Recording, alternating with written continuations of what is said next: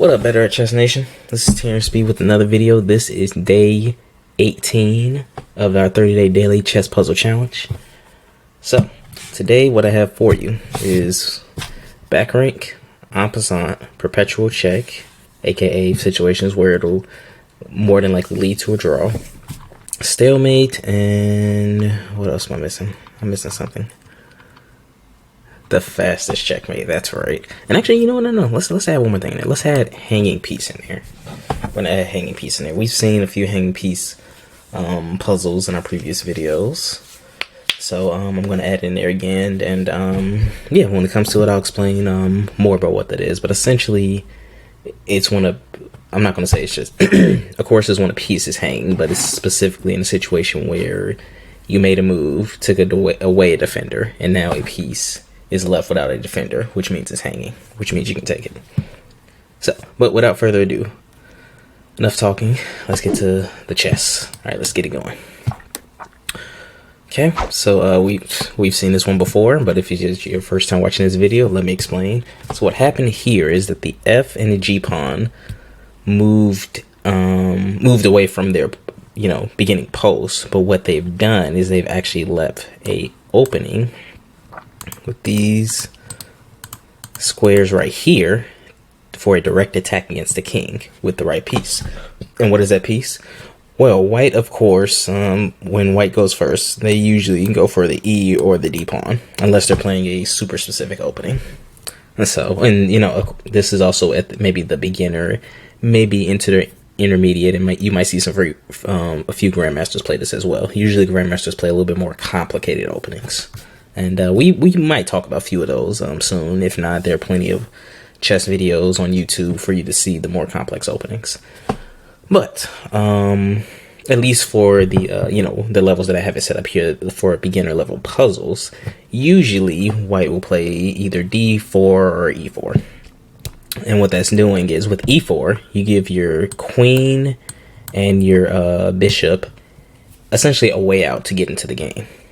So, for black, on the other hand, they decide to move their F and their G pawn.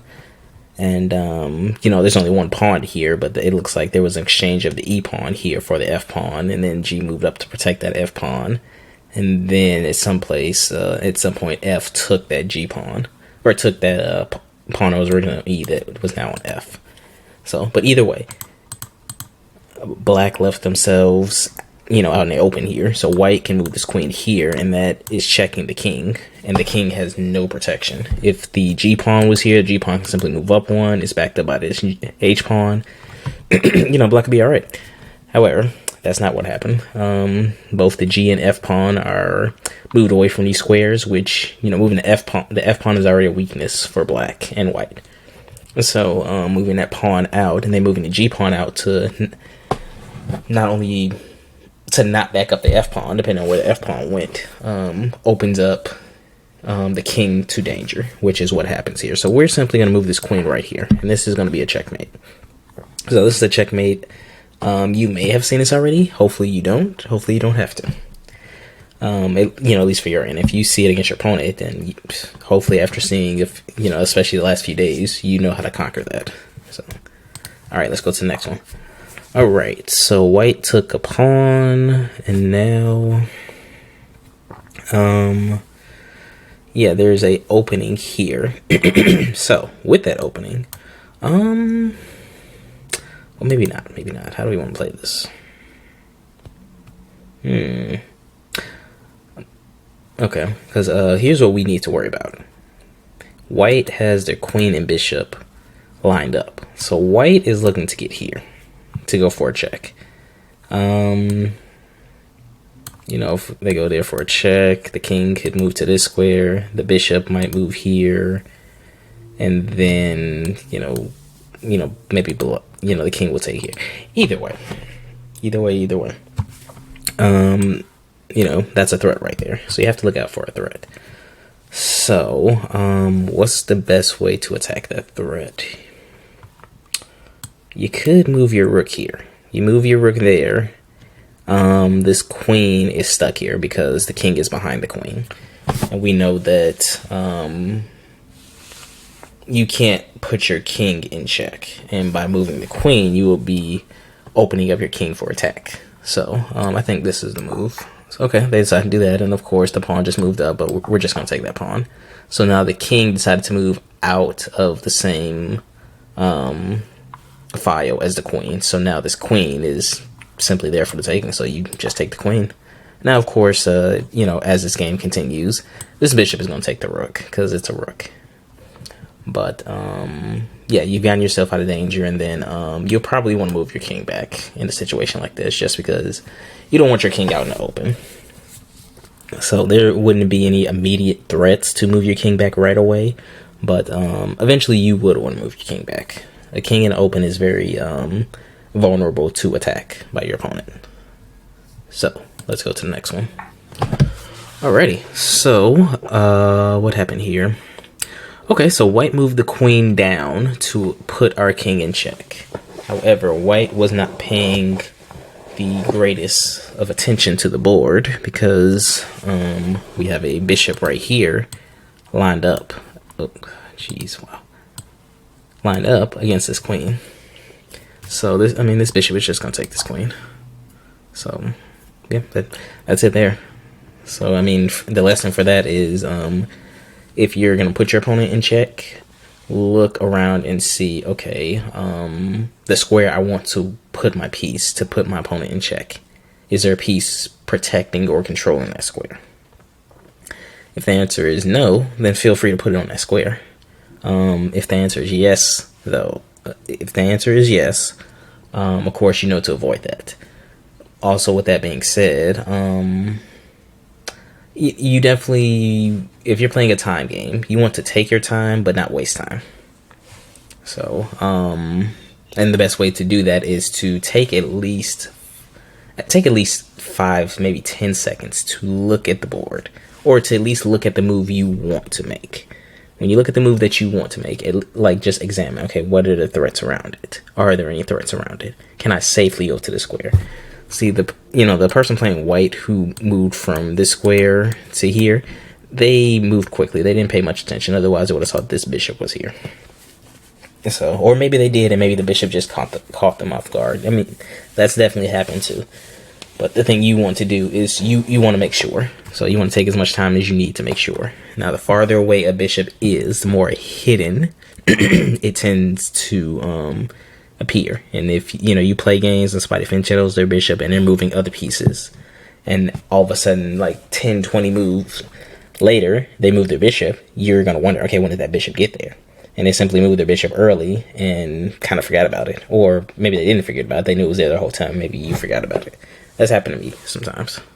So that could have been the case there. But either way, regardless, definitely take some time to look at the square you want to go to and make sure it's a safe square for you to go to. All right, let's go to the next one. Okay, so what do we have here? So black decided to move that pawn up to attack the bishop. Okay.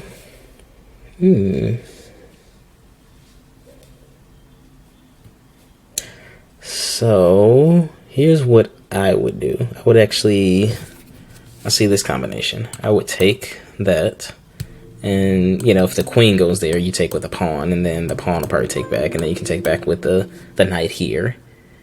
And then you've opened up this center. I mean, you'll have to get your king out the center at some point, but you open up the center against black's king, and you've threatened their queen. And what else?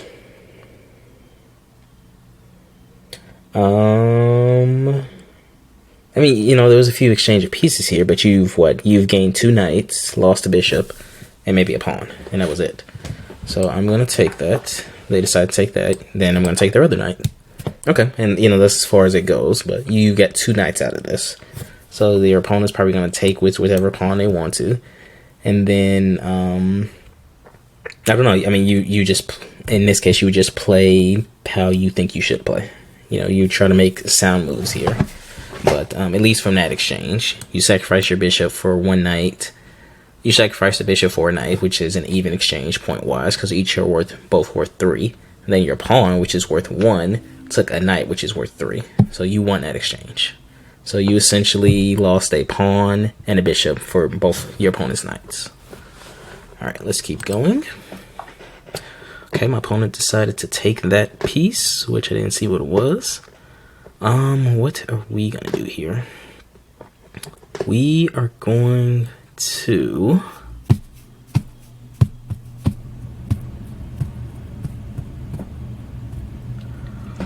we don't want to sacrifice our queen for a rook. We don't want to do that, even though if we were to do that, you know, our king could just take this rook. But we don't want to do that if we don't have to. I'm thinking this, putting the king in check. But I wonder, is that really doing anything? This is a tough one. What does that do? Probably nothing. I mean, it's, you know, gets an empty spot out. That's, I mean, coming here, what does that do? The pawn can take. Maybe you take. No, that's not it. I mean, do you? No, that's not it either. Let's see if that's it. That's not it. I doubt this is it.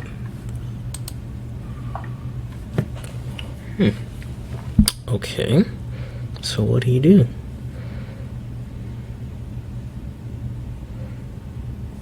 Oh, wow, I'm tripping. You can just take this. So actually that... Wow. I goofed. I mean, I guess I was thinking, okay, well, you can take the queen. You don't necessarily have to take the queen in this case, because it's protected by the knight. So it would just be an even exchange. There's nothing wrong with even exchanges. The thing is, you want to make sure that when you're down in material, that you don't exchange.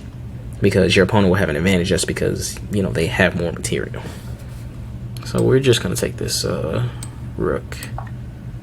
And the thing is that rook will either take back, but more than likely they won't take back. And the reason they won't take back is because they'll only have a queen left, and you'll have a queen and a rook. So, you know, you want to keep as many power pieces as you can. So more than likely that rook is just going to move over somewhere. Wait till next one. Okay. So, alright. So what happened here is that your opponent took this pawn and they're looking to attack this rook. However, our opponent was not looking at their back rank, or not paying enough attention to it, because their back rank, even though it might not look like it initially, is actually very weak. This queen is right here. Now the queen could actually checkmate white on the next move. And here's the ways it's not gonna happen. It's not gonna happen by taking this rook or this bishop, right? Because this bishop is of course protected by this knight. Okay, well actually that's like the only way.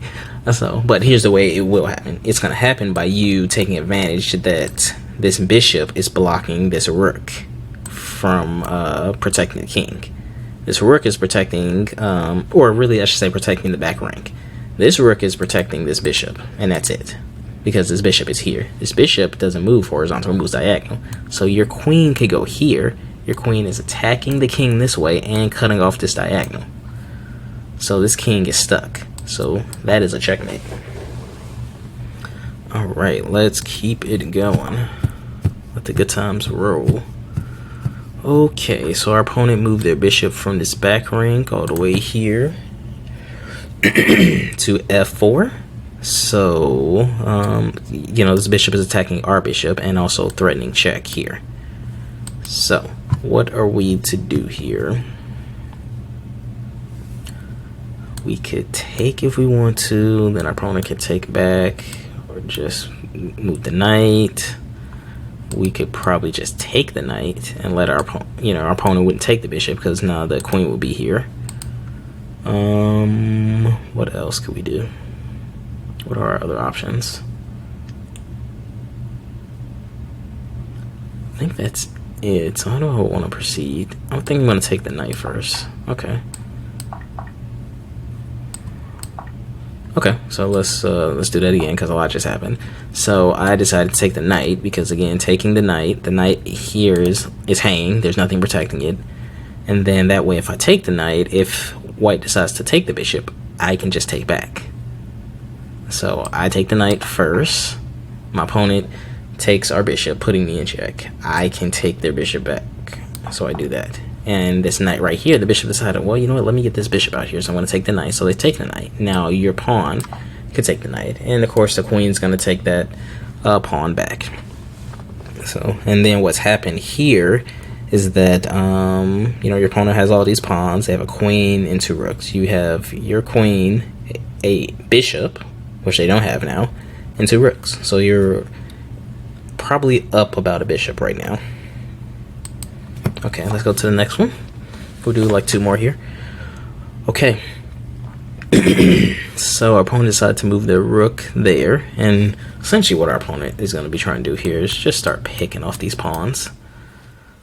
So, you know, the pawns don't really have too much protection. You can move that pawn up, and then this pawn's weak. You can move this pawn up, and then they're just going to take that pawn, and then eventually take the... You know, they're not really protected right now. So, but that's not necessarily a bad thing. You know, you want to look at the board and see, okay, where is the best place to attack? So, what would I do here? I mean, you know, initially I see that. Your opponent could do that. What else?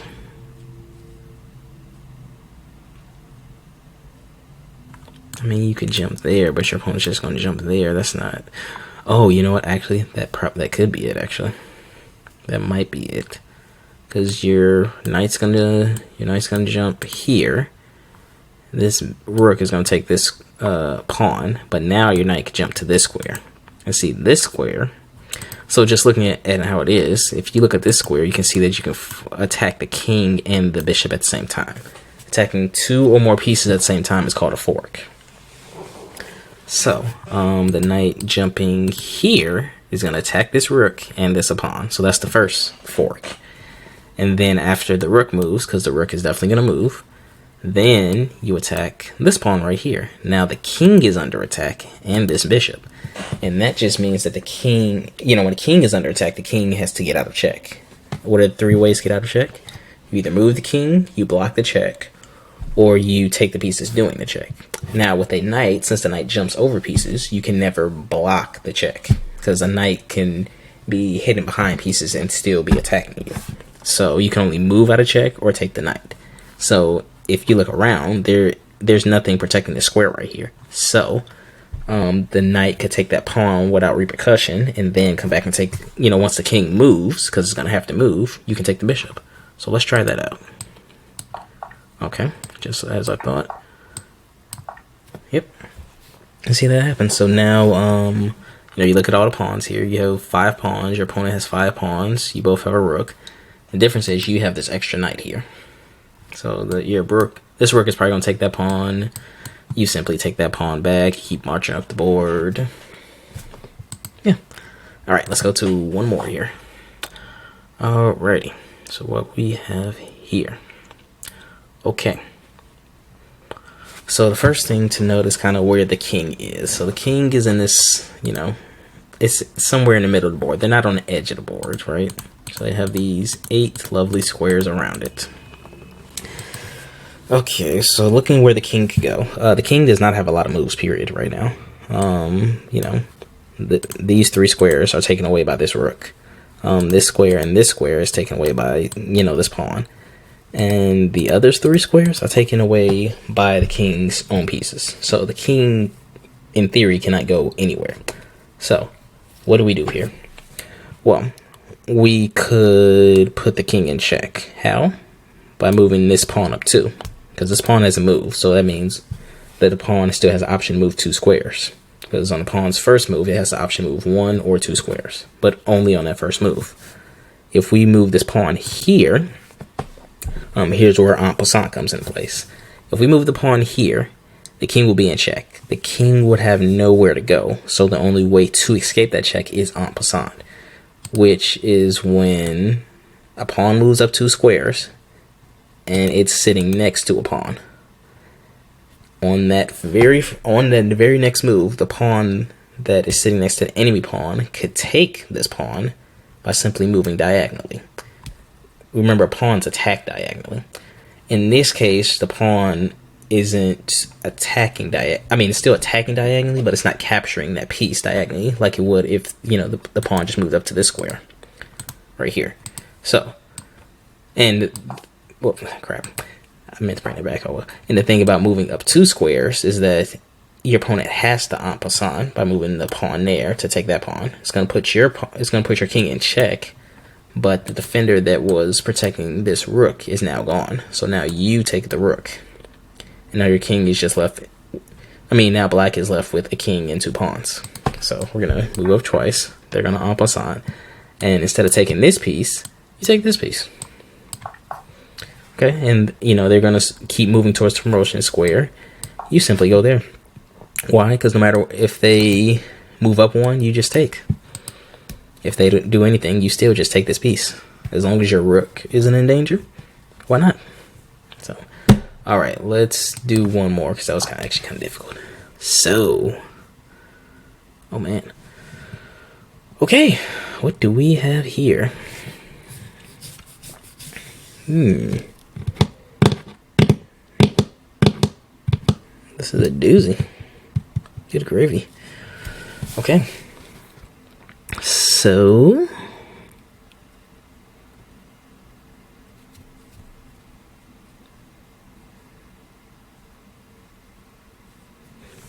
let's see, if I was playing a game, I would really probably move that pawn up. The bishop will more than likely take. I take. This knight is left hanging. You know, it can't go there or there. It can go there if it wants to. But then I just move a check here. And that'd be it. So let's try that. Okay, that's all wrong.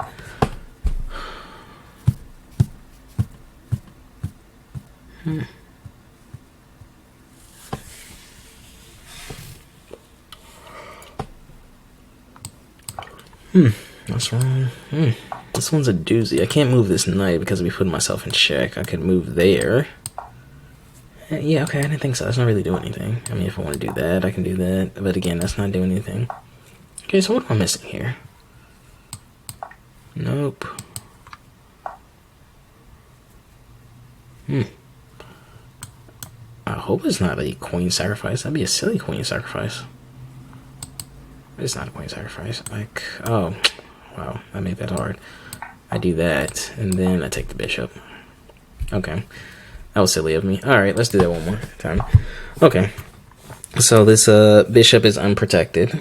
And maybe I've just been playing too long. Whatever. It happens. So yeah, this bishop is unprotected. And your queen could simply move here. It's going to put the king in check and also attack this bishop. And that's a queen fork. So, 2 pieces are being attacked at once. The king has to protect itself from check. So in this case, they decide to move this pawn up 1. And the pawn is protected by this knight. And then you just take the bishop.